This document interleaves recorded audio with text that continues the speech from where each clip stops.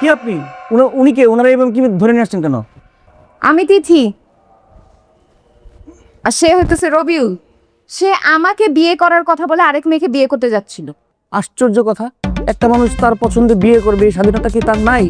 আপনাকে হয়তো তার ভালো লাগে না, এই জন্য অন্য কোথাও বিয়ে করতে যাচ্ছে, তাই বলে আপনি এভাবে ধরে নিয়ে আসবেন? আপনাকে কে বলছে আমাকে তার ভালো লাগে নাই? অবশ্যই ভালো লাগছে, কারণ সে সব খোঁজ খবর নিছে, আমার কোনো খুঁজ সে বের করতে পারে নাই। সে আমাকে বিয়ে করার জন্য যা যা করছে, এরপরে তো অন্য কোনো মেয়েকে সে বিয়ে করতে পারবে না।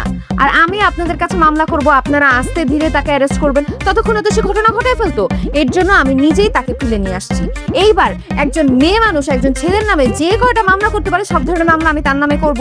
তাকে আপনি অ্যারেস্ট করেন, আর আমি ওনাকে যে তুলে নিয়ে আসছি আমাকেও অ্যারেস্ট করে ফেলেন। তারপর দুই ফ্যামিলির মধ্যে অনেক ঝামেলা চলতেছে, এগুলো মিটমাট করে আমাদের বিয়ে দিয়ে দেন। বিয়ে দিয়ে দেওয়ার পরে আপনি আমাদেরকে ছাড়বেন, তদন্ত শুরু করেন। আপনার একার কথা তো শুনলাম, এটা শুনে তো আর আমি সিদ্ধান্ত নিতে পারবো না। ওনার কাছ থেকে তো আমার শুনতে হবে নাকি? দুজনের কথা শুনলে আমি একটা সিদ্ধান্তে আসতে পারবো। ওনাকে বলতে বলেন। জিজ্ঞেস করেন সে তার মুখ আছে নাকি, সে বলতে পারবে কিনা, কোনো কিছু বলতে পারলে বলুক। হ্যাঁ, উনি কিভাবে বলবে? হ্যাঁ সেটাই তো, কিভাবে বলবে? মুখ থাকলে না বলবে। সে একজনকে বিয়ের প্রতিশ্রুতি দিয়ে আরেকজনকে বিয়ে করতে গেছে, মুখ আছে কথা বলার? আপনি একটু থামেন, নিজের ট্যাগে সবসময় থাকেন না। ওনার বুকের স্কচ টেপটা লাগানো, ওটা খুলেন।